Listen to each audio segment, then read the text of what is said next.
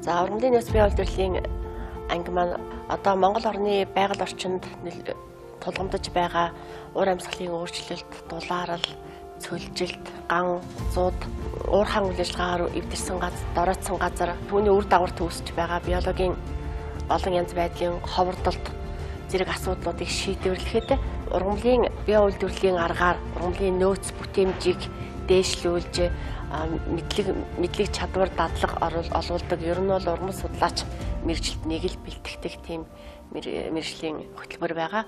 4 жилийн бакалаврын сургалттай 4 жилийн бакалаврын сургалтын үр дүнд төгссөн дүүргэсэн мэргэжилтэн төрийн болон хувийн хвшлийн байгууллагад ургамал судлаачаар ажилладаг. Ургамлын нөөц судлаачаар ажилладаг. Бас ургамалжуулах ажлын мэргэжилтэн, байгаль орчны ургамлыг хариуцсан мэргэжилтэн, бэлчээрийн мэргэжилтийн зэрэг тийм ажлын байран дээр бол ажиллах боломжтой. Тэрнээс гадна байгаль орчны мэргэжлийн байгууллага гэж байдаг. Монгол орнд 100 гаруй мэргэжлийн байгууллага байдаг. Тэнд бол ургамал судлаач мэргэжилтэн заавал байх ёстой. Тэнд бас бэлтгэгддэг. За магистрийн сургалтын үргэлжлээд 2 жил явагддаг.